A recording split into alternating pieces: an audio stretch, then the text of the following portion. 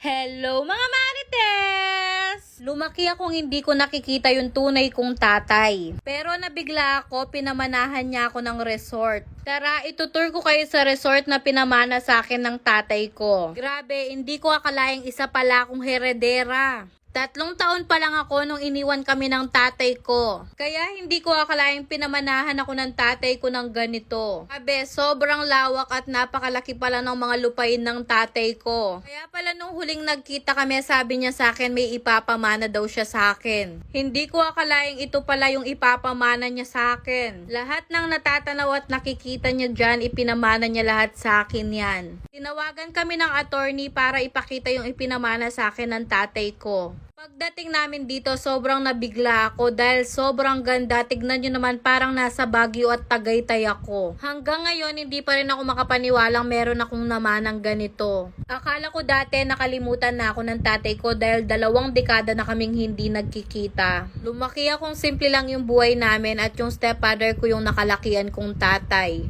Pero kahit naging mahirap yung buhay namin noon, naging masaya naman ako at hindi ako pinabayaan ng stepfather ko. Habang linilibot ko tong resort, napapaiyak ako, hindi ko alam kung anong mararamdaman ko. Kinausap ko nga yung attorney kung pwedeng dito muna kami magstay. Sabi niya naman pwede at kung gusto ko na daw tumira dito, pwedeng pwede dahil sa akin na tong resort na to. Sa sobrang saya at excited ko, tinignan ko na lahat ng mga kwarto. Umorder na rin ako sa online ng pagkain namin. Dito pala ako sa Portuguese Kitchen umu-order ng pagkain sa tuwing may mga okasyon kami sa bahay. Grabe, galing pa to ng San Fernando, Pampanga pero napaka-secured ng pagkain nila. Gustong gusto ko tong pagkain ng Portuguese Kitchen dahil sobrang sarap at napakasulit. Hindi tinipid at punong-puno talaga yung food tray. Simula na tikman namin to, dito na kami umu-order ng mga pagkain sa tuwing may mga okasyon sa bahay. Grabe, galing pa to ng San Fernando, Pampanga at yung papunta dito sa resort pasigsag yung daan pero naka-secured pa rin yung food nila. Napakabait at napaka-accommodating pa nila pag umu-order ka sa kanila. May mga sizes itong food tray nila na pwede nyong pagpilian. Meron din silang food tray packages na 15 up to 100 packs na pwede nyong pagpilian. Meron din silang ino-offer na bento box at catering services. Sa mga gustong mag-inquire at mag-order, eto po yung FB page nila. Sobrang marirecommend ako talaga sila sa inyo dahil legit Kapampangan dish at masarap talaga yung food nila. Pagkatapos nga naming libutin yung buong resort na ipinamana sa akin ng tatay ko, kumain na muna kami. Aro, Diyos ko, sa mga oras na yan, gutom na gutom talaga ako. Napakasarap pa naman ang pagkain ng Portuguese Kitchen, kaya pinyamol ko talaga, Jo.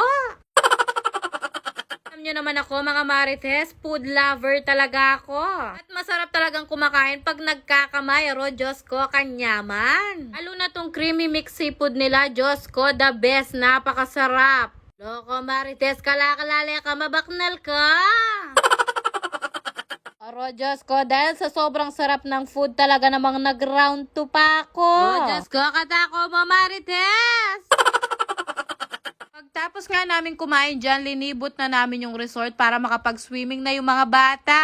Habang binibidyoan ko sila at pinagmamasdan ko yung buong resort, grabe, hindi pa rin ako makapaniwala. Kaya talagang in-enjoy namin yung moment habang nandito kami kasama yung pamilya ko. Yung feeling na paggising mo sa umaga, eto yung sasalubong sa'yo. Sabi ko nga sa asawa ko, videoan niya muna ako para maipakita ko sa mga kamarites ko yung resort na naman ako. Hala ko, big time na yung Marites Jo! Sa mga oras nga na yan, habang nagre-relax ako, bigla akong napaisip.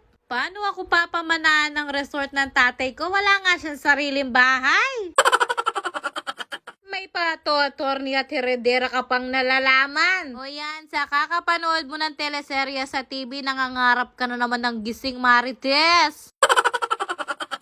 O, kung nabubuhay pa yung tatay ko, paggalawin mo yung tubig, Diyos ko!